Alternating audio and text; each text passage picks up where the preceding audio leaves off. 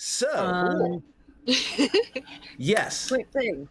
Note for the VOD and for later. Halbane, Highbane, you have gifted us a +2 to the next D20 roll. I vote that we give it to Calder.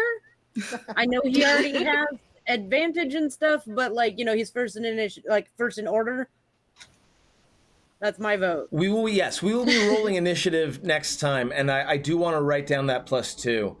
Yes, I have it written down on my little sticky notes. So, with that in mind, holy crap, friends, I'm glad that cliffhanger went the way it did. I hope you see why I wanted us to push forward a little bit. Wow. I may have forced this encounter a bit, but I think this is one of the seminal encounters of the module, and I would really be sad if you missed it. So I'm really glad that you're down here with it. You're right. The staircase was a lot more tempting than passageway to the south. Right. Yeah.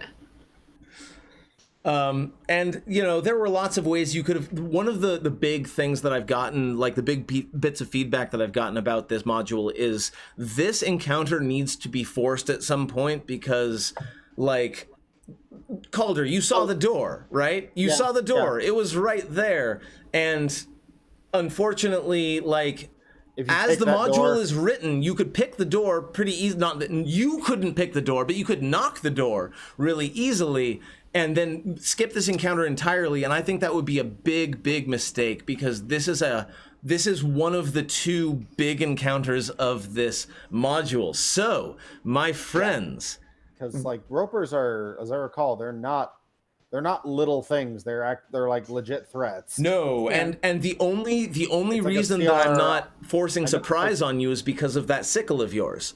Well, yeah, the CR of them in like fourth and like third air was like 5 or 6. And we're gonna go ahead and put Swoops on the map as well when we get there, because Swoops will be a target of the first opening salvo as well. If Swoops is in, he's on my necklace. Okay, so you might. Okay, we'll figure that out next time. But my friends, let's talk a little bit. We only have like 8-7 minutes, but that's fine. Let's do a quick. What did you have fun with, and what's a player character you want to nod? And I'm gonna go ahead and start with M this time. So I really did enjoy Olivia's and I's. We did the dumb thing. That was really fun for me, but I want to give like nods to Jen for just putting up with all of the bullshit. Like, so I super appreciate Clarion's face just being like, I'm so fucking done with this. I've been done with this. I was done with this last week. Why? God, why does this? Okay, it got worse. Of course it got fucking worse. Sure. Jen, hey Jen. I'm an alcoholic now. Hey Just Jen. insert the meme of the dog with the fire around it, and everything is fine. That's me. That's yes. What did you have fun with? Who do you want to nod? Oh God, I want to nod. God, I really can I nod everybody else? Yes. Yes. For just the way everything was kind of going this time, and kind of how everybody was exploring and like trying. You know, I'm definitely here for the lore / Calder / Stabbity the things. Like, and like this, you know. Oh, yeah. Glad we didn't have to fight that for long. Gail, what's something you had fun with? What's someone you want to nod? I had a lot of fun being petty back and forth with Lore, so I have to say I really liked Lore's decision making, or lack of decision making. Either way, it was very spot on. It was really fun to play off of. And yeah, I had a lot of fun being Charlotte, who's slowly getting fed up with being coddled, so we'll see where that goes. Oh. Jeff, is that what you said? Jeff, what's something you enjoyed? What's a person you want to nod? I deeply enjoyed the setting off both of the surprise encounters. That was fun. But I really enjoyed the moment that Calder and Charlotte had in the cave. That was just like, aw, look at the two spellcasters who don't know how to people very well. The first surprise encounter was kicked off by Lore. Yeah, that's true. That's true. The fungus. The fungus, also the Sturges. The Sturges, yes. Freak out. Yes, Lore, cause of and solution to most problems. I want to add an asterisk to Jeff's. Oh, look, the two spellcasters that don't know how to people, unlike the other two spellcasters that don't know how to people. Friends, I love this. I came into this. I'm exhausted. I had a full day of work today, and I knew that most of this game would be driven by the players, and you all did not disappoint. Lore is amazing, and I love the commitment to, like, when things go bad, they go really bad, and I'll roll a wisdom save to make them less bad, but it turns out they're going to be terrible anyway, and I think that's great. And Clarion, I love watching your breakdown in slow motion, and I am awaiting the time when you, like, interrupt whatever is happening to tell me, the DM, that you need to have a breakdown now as Clarion, and I will 100% respect that when it happens, because I know it's coming.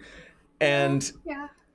Gail, I might just start rolling a die as things go, like every time, and just be like, and you'll just be like, she rolled a die, and then we'll find out how everything goes. Gail, I love Charlotte, and I hate that I took Swoops away from you a second time for... It was a plot reason. I did not expect things to proceed the way that they did. Swoops was the one creature who had a legitimate chance of detecting the Roper before it revealed itself. I did not take Swoops away from you for that purpose. I took Swoops away from you for another purpose, and it just turns out that you also hit the Roper this time around. And I really appreciate that you have made a character who is so vulnerable so much of the time. And it's good. Like a player could be really pissed at me for taking away Swoops.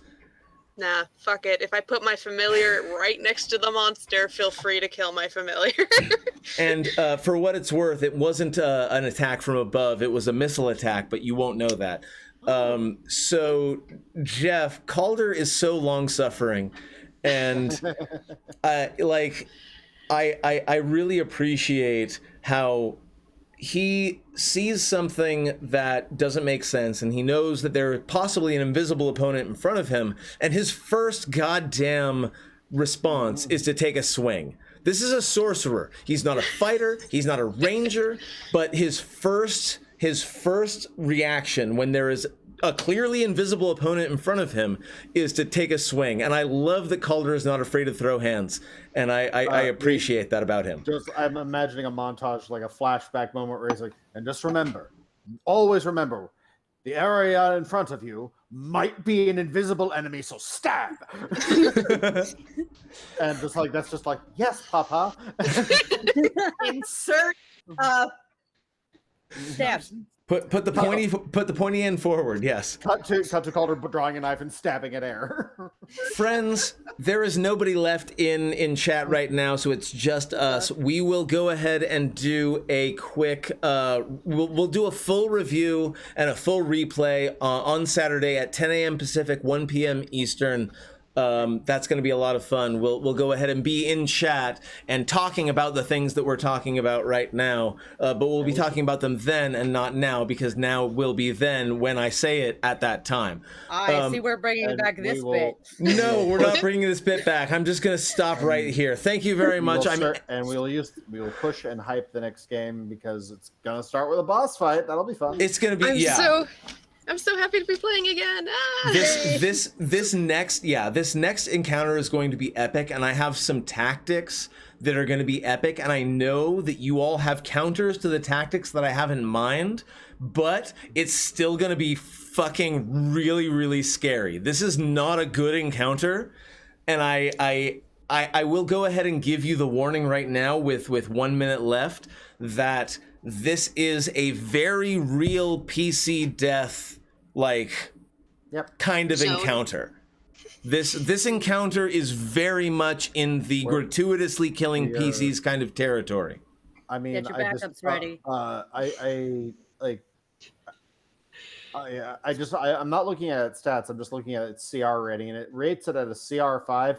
But it does, conveniently list the HP next to it, which wasn't great. No, it's not great at all. Oh no! Why are we looking at the D&D monster stats? Plenty. I love you all.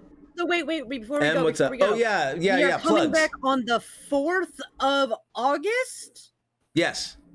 Okay. Yes, that's 2 weeks. And, yeah. well, that's 2 weeks. Yes. That is 2 August weeks. 4th. I figure we should put the actual date in somewhere. Also, like we have 2 minutes technically in the stream, even though we're over on 10 p.m. Give me like 30-second plug your stuff.